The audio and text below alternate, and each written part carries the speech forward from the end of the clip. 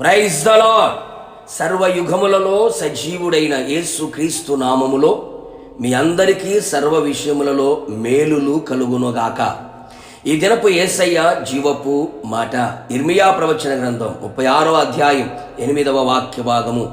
యెహోవా మాటలన్నిటినీ యెహోవా మందిరములో చదివి వినిపించెను. యేసయ్య జీవపు మాటల కొరకు అనుదినము ఎదురు చూచుచు ఆ మాటల చేతనే ఆత్మీయంగా బ్రతుకుచున్న సత్య సంబంధులారా, ఆయన మాటల కొరకు ఆశతో మనము కనిపెట్టుకొని ఉండవలెను, ఆశతో ఎదురు చూచుచు ఉండవలెను. ఆయన మాటలు వినిపించబడుచున్న దేవుని మందిరములో మనము ప్రవేశించి ఆయన మాటలను మనము ఆలకించదము. యేసయ్య మాటలు పవిత్రమైనవి. అవి మట్టి మూసలో 7 మారులు కరిగి ఊదిన వెండి అంత పవిత్రములు. ఆయన మాటలు నిత్య జీవపు మాటలు, ఎండిన ఎముకలలో జీవమును పుట్టించగల మాటలు, మన ప్రాణ ఆత్మ శరీరమును పవిత్రపరచగల పవిత్రమైన మాటలు. ఎండిపోయిన జీవితాలలో, నిరాశ వలయములో ఉన్న బ్రతుకులలో, నాశనమైన జీవితాలలో యేసయ్య మాటలు జీవమును పుట్టించి ఆశలు చిగురింపచేసి బ్రతుకులో ఆశను పుట్టించగలిగిన మాటలు. మన తప్పిదములను, మన పొరపాటులను మనకు తెలియపరిచి మనలను సరైన మార్గంలో నడిపించుచు మనకు పవిత్రమైన జీవితమును ఇవ్వగల మాటలు. ఈ లోక మాలిన్యం మనకు అంటకుండా ఎలా ఆత్మీయ జీవితములో బ్రతకాలో, నడిపించబడాలో ఆయన బోధించి మన మార్గముల విషయమై మనల్ని నడిపించే మాటలు. మనం ఆశీర్వాదకరముగా జీవించున్నట్లు, అనేకులకు దీవెనకరముగా మారునట్లు మన స్థితిగతులను మార్చివేసే మాటలు.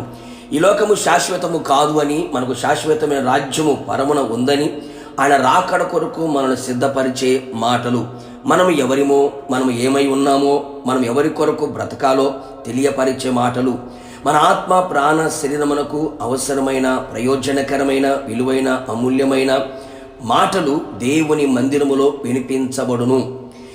దేవుని ప్రతినిధి, సంఘ కాపరి నోట ఆయన మాటలు ఉంచి వాటన్నిటిని మనకు తెలియచేయును.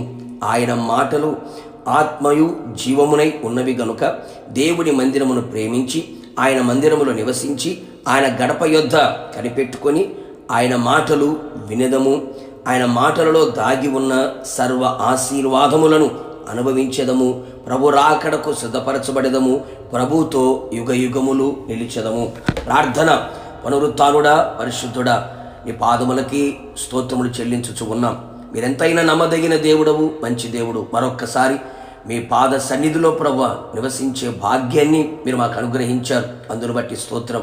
మీ మందిరములో మీ మాటలు వినబడుచు ఉండగా మీ పవిత్రమైన మాటలు, నిత్య జీవాన్ని కలుగు చేయగలిగిన మాటలు, రాకడకు సిద్ధపరచగలిగిన మాటలు, స్వస్థపరిచి ఆరోగ్యమిచ్చి బాగు చేసి ఆదరించి ధైర్యపరిచి స్థిరపరిచే బలపరిచే ఆ మాటలు మీ మందిరములో వినబడుచు ఉండగా మీ మందిరములో నాటబడిన వారమై మీ మాటలు విని మా జీవిత కాలమంతా బ్రతుకున్నట్లుగా, రాకడకు సిద్ధపడినట్లుగా మీ కృప మెండుగా నిండుగా దయచేయమని, ప్రతి ఒక్కరిని మీ మందిరములో స్థిరపరచమని, మీ మాటలు వినగల చెవులని గ్రహించగలిగిన హృదయమును అనుగ్రహించి మీ మాటలు మా చెవులలో నాటునట్లుగా, హృదయములో స్థిరపరచబడినట్లుగా, మనస్సులో ముద్రించబడినట్లుగా ఉన్నతమైన కార్యములు చేయమని యేసు నామములో అడుగుచున్నాను తండ్రి, ఆమేన్.